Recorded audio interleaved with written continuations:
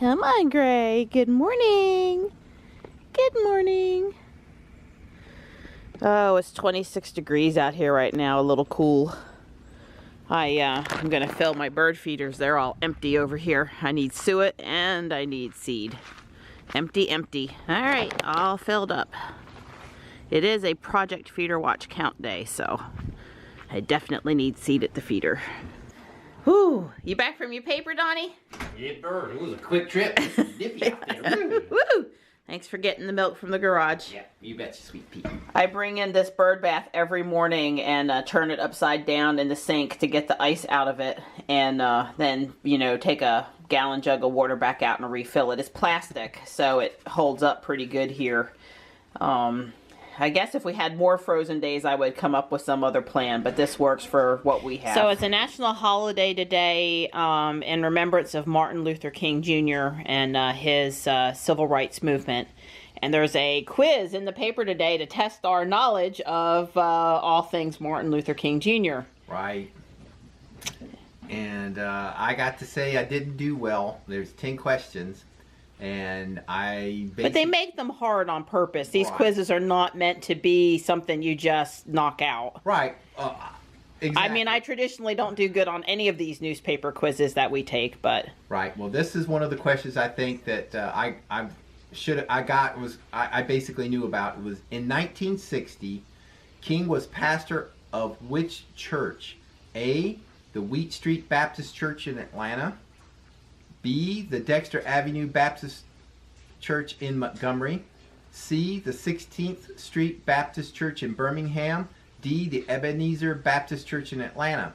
Now, the Wheat Street Baptist Church in Atlanta, I'm not familiar with that one. That's the only one here. But Dexter Avenue Baptist Church, he was the pastor there, but I don't know if it was in 1960. The 16th Street Baptist Church in Birmingham, he wasn't there, but that wasn't the church that was bombed by white racists in the early 60s. And then, so that left D, which of course Atlanta was his base. So D's the correct answer, the Ebenezer Baptist Church in Atlanta. That's where he was in 1960. All right, so the next one was in 1966, King rented an apartment in which city to protest ghetto conditions there? A, Los Angeles, B, Chicago, C, New York City, D, Detroit. So, you know, I don't remember him doing much on the West Coast, and nor, believe it or not, in New York City. Right. So I was down to either Chicago or Detroit. So I remember Chicago was having a really rough time. Right. When we were there doing our education, we were told where not to go. Right. In 1968, the Democratic Convention... there was a lot of protests there because of the Democratic Party wasn't doing what they should be doing for everyone. So I said B, and that is the correct answer. Chicago. So, Chicago. This one I didn't get, but I thought I should have, you know, probably known. It says, which famous singer reportedly urged King to, quote, tell them about the dream, end quote, during his March on Washington speech? The choices are A, Nina Simone, B, Ella Fitzgerald, C, Martin Anderson, and D, Mahalia Jackson. Well, I of course said Ella Fitzgerald, but the correct answer is D, Mahalia Jackson. So anyway, I'm going to read a biography on Martin Luther King because I wasn't very happy with the answers, my ability to obviously we have some room for growth in this area. I did better than him. Yeah, though. Well, you're younger, and they emphasize it's a modern day holiday, and so when you kids are going to get out for the holiday, they typically spend a day, rightly so, talking about civil rights and why we're why we have a day of remembrance for Dr. Martin Luther King Jr. Right. And Mr. Don and I didn't benefit from that when we were in school. So I mean, the one of their questions was King told an interviewer that if he were marooned on a desert island with only one book other than the Bible, he would read what book? And I didn't know the answer. The available choices were A, Karl Marx's The Communist Manifesto. Of course, that wasn't the answer. Right. B, Frederick Douglass's Narrative of the Life of Frederick Douglass. And since we know he was involved in the slavery, free slaves movement. Lincoln Douglas. Right. Right. Yeah. So we knew that was a possible answer. Right. And then the next one was W.E.B. Du Bois, The Soul of Black Folk. I haven't actually heard of W.E.B. Du Bois, so maybe I didn't know who that was. And then D, Plato's The Republic, which I had heard of. And the answer, I think I guessed was Du Bois, but the answer was actually Plato, The Republic. Yeah, and who kind of would have thought, I guess. I don't know. Well, yeah, but that philosophy, it's an important philosopher, so yeah. there was no reason, yeah. So Interesting. Anyway, they were tough questions. The questions were from Peter Myers, a professor of political science at the University of Wisconsin and a member of the Ashbrook Center Master of Arts in Political Science and Government program.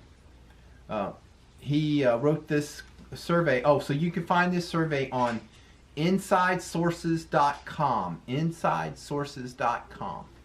Cool. Play Pride by U2. Pride in the Name of Love by U2. So one of our neighbors alerted us on Facebook to the fact that Duke Energy Progress has asked customers to reduce energy use through 10 a.m. on Monday. Of course, it's 12:30 in the afternoon on Monday now, so this is past, but we found this interesting. Yeah, they actually in the note had a few suggestions. Basically turn off unnecessary lighting, reduce your thermostat to the lowest comfortable setting.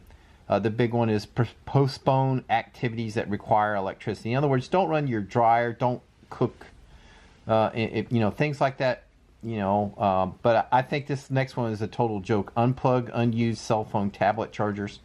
I mean, granted, that's wasting electricity, but that's probably 10 watts in your house. I mean, it's so little, but nonetheless, it is still a waste. Not running the dryer, one person not running the dryer today would be the equivalent of probably 50 people or 100 people unplugging their tablets and the charger. So, don't do your laundry during this window would be a good right. way to save. And more clear. So that's good. So that made me wonder what the voltage, because I didn't think about this being bad. So I pulled up TED. And so far today, the low voltage was 229 volts at 6:31 a.m. And so early this morning, just like you would have thought, when people were getting up, turning on their heaters, cooking breakfast, the demand for electricity was very high. And generally that results in a voltage drop. And in some cases, the frequency can become unstable, the 60 hertz. But normally, it's simply a matter of the voltage drop, and so we did get pretty low. But I need to say that I've seen it 225 is what I've seen. So 229.5 is low, but it's not a record low territory. In fact, I think it tells you right here on January 5th this year, TED recorded a voltage of 224.5. So that's probably was a combination of us pulling almost 21 kilowatts of electricity on January 5th and everybody in the world. It doesn't actually say what time on the 5th. It doesn't record that when it's doing these year-to-date type numbers. But I suspect between our house having a very high demand and everybody else having a high demand is why it went to 224.5. I believe that was a Friday. Yeah. Basically, if the heat strips were running and maybe the car was charging, I don't know. Our car, we've dialed the charge rate down to 26 amps from 40 amps. So that should help the demand, peak demand. That should shift it a little bit. In other words, the car will take longer to charge so that the actual peak demand is going to be a little bit less. And we did that strictly. I did that strictly to help out with these high demand days. I think our grid in North Carolina is very strong. We use a lot of electricity here. Heating our homes, cooling our homes, but cold winter mornings are probably the worst because North Carolina loves to make sure all the school kids go to school at the same time, so all the parents are having to get up and get all the kids off. So they basically set themselves up for this issue. Everybody's trying to go to work, everybody's trying to go to school, basically from starting at 6 a.m. till about 7:30 a.m. is probably the absolute worst, highest possible demand for electricity. Yeah, well, it helps the grid, but it's also helpful to us to have the car finish charging in the morning closer to when I leave on school days, because that way the battery pack's nice and warm. If we only need to charge up a little bit and it finishes charging at 3 a.m. in the morning, then it sits out there in the garage, albeit 50 degrees, because it's heated, but it sits out there for 3 a.m. and then when I leave to go to work, the battery pack's not warm anymore and I don't have regen breaking right away, and maybe it's not as efficient. So by finishing charging closer to 6 a.m. and charging at that slower rate is actually, besides helping the grid, is also beneficial to me leaving with a warm battery pack in the morning. So we're watching the weather here again for a possible wintry mix coming in late Tuesday night into early Wednesday morning. I guess there's a chance for a trace to 3 inches, with the 3 inches being closer to the Virginia border. It's supposed to start as a wintry mix, which is sleet and freezing rain, which is pretty common for us, and possibly end with snow. So, I'm calling it. The boys aren't going to school on Wednesday because we're going to get something on the roads. It's going to be a freezing and they're not going to send them. And then if you'll notice, overnight Wednesday night, we go down to 15 degrees. So whatever falls is not going to melt Wednesday, probably. We don't get above, we only get up to 33. It'll refreeze into black ice. So I'm calling certainly a delayed start to a not go to school on Thursday. It does, however, get up to 40 on the day on Thursday, so maybe they'll be back in school Friday. Friday being 49, I see no way they wouldn't be back in school for sure next week. But yeah, just a couple inches of wintry mix here typically tends to shut things down until it warms up enough to melt. That's kind of the strategy around here. Treat the roads, wait for it to melt, and then send the buses. So yeah, I think we're going to have an interrupted schedule again this week. I have a little helper while I practice my 21-step Taekwondo movements and my form, Kyogre Iljang. Yeah, trying to be prepared. We are having class tonight. Johnny's practiced his Taekwondo too. He's all worn out. So, we spent about 2 hours working on making this lamp about half the size. We've cut out most of the pieces, although we're a little short on plastic and cardboard.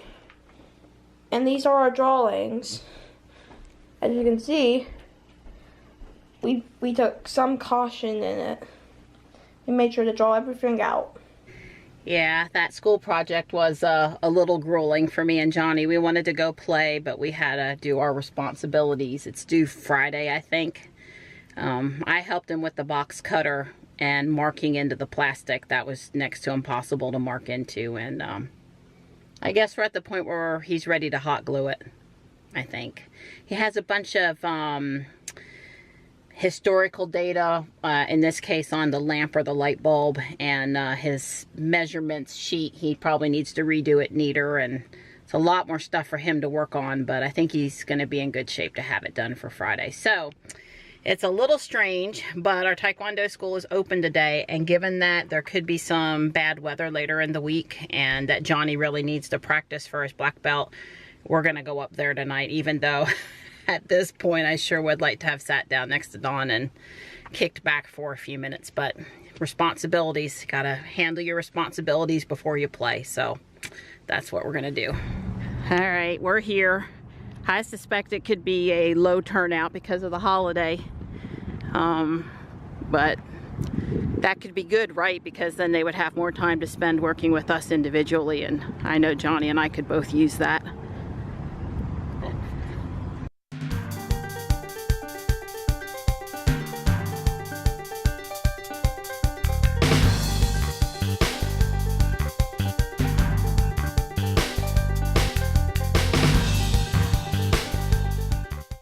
a type of goose, I believe, out on Lake Wheeler. Love the star boca.